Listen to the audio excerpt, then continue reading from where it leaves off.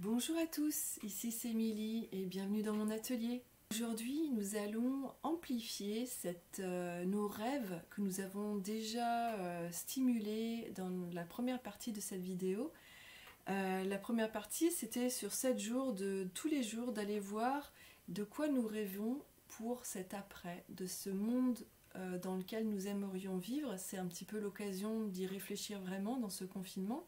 Et même après le confinement, il est toujours bon de se relier à nos rêves, à ce qu'il y a de plus profond en nous, à nos rêves les plus enfouis. Et il se trouve qu'on a souvent des autocensures qu'on a acquis au fur et à mesure de notre éducation, culturellement également. On peut être assez loin de nos rêves et de s'autoriser à rêver. Donc un premier pas, dans cette première partie, dans cette autre vidéo, je vous avais invité sur 7 jours à écrire tous les jours une petite case pour aller voir quels sont vos rêves. Et de jour en jour, ça permet de désamorcer un petit peu ces autocensures pour aller voir vraiment ce qu'il y a au fond de vous.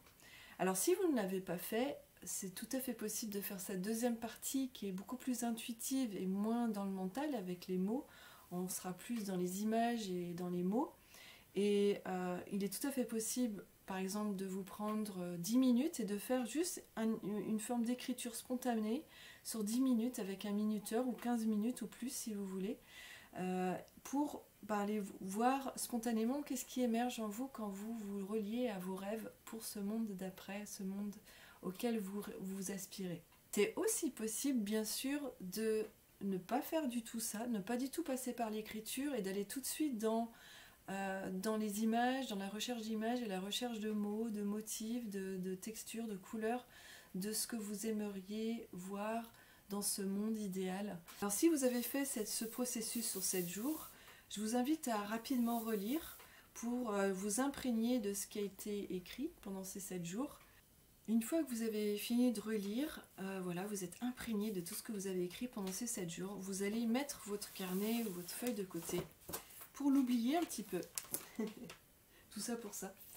Et mais votre inconscient, lui, il a bien ressenti, il s'est bien imprégné de ce que vous avez écrit pendant ces 7 jours. Et vous allez maintenant faire une recherche d'images. Alors je vous propose de le faire sur 20 à 30 minutes et vraiment de le minuter. Donc moi ce que j'aime utiliser c'est Insight Timer.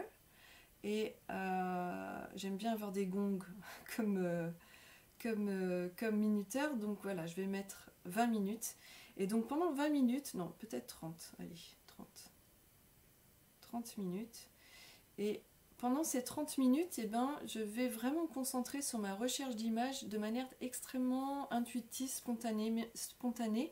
On ne va pas du tout réfléchir à ce qu'on veut trouver, au contraire, on va laisser les images et les mots venir à nous. J'ai oublié de vous dire que moi j'ai une boîte à images. Voilà, ça fait un petit moment que je fais cette collection dans mes ateliers pendant mes temps morts.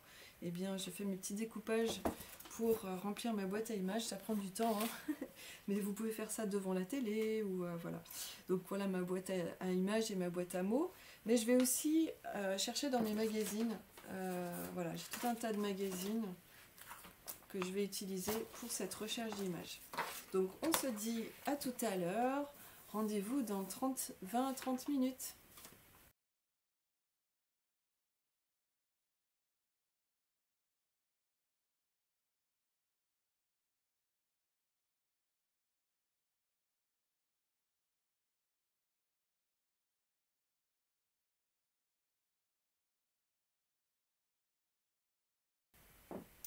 Alors comme j'ai beaucoup de grandes images, je vais plutôt prendre une grande feuille. Donc là on ne voit pas, c'est une feuille raisin. Voilà, de taille, de format raisin.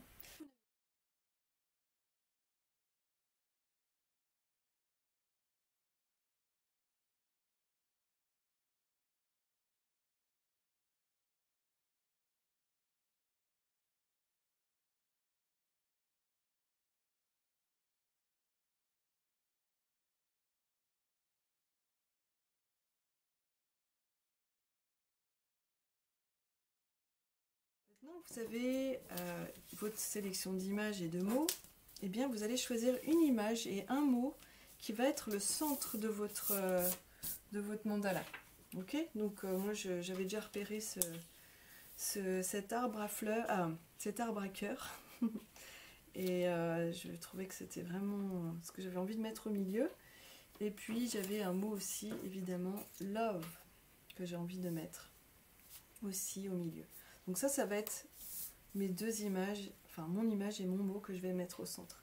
Et à partir de ce centre, eh bien, vous allez agencer vos images, vous allez les découper, vous allez voilà, les mettre dans votre mandala.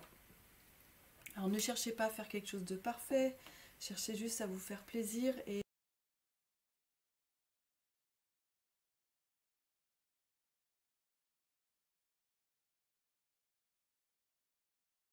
que ça soit un cercle, ça permet vraiment d'avoir comme une concentration d'énergie sur ces intentions, sur vos rêves et de les rendre un petit peu plus réels, de les amener un petit peu plus dans le monde de la matière. Je ne sais pas du tout comment je vais agencer tout ça, je vais juste les étaler.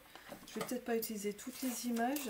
Alors si c'est approprié, si c'est pertinent pour vous, vous pouvez commencer à associer des mots avec certaines images si ça vient naturellement. Je suis prête, j'ai commencé à agencer un petit peu tout ça. Alors ne vous inquiétez pas si ça dépasse, parce que on va pouvoir découper les bords. Enfin voilà, ce qui compte c'est d'avoir l'essentiel de l'image. Et puis il ne faut pas avoir peur de déchirer des côtés, des coins pour que ça rentre plus facilement dans le mandala.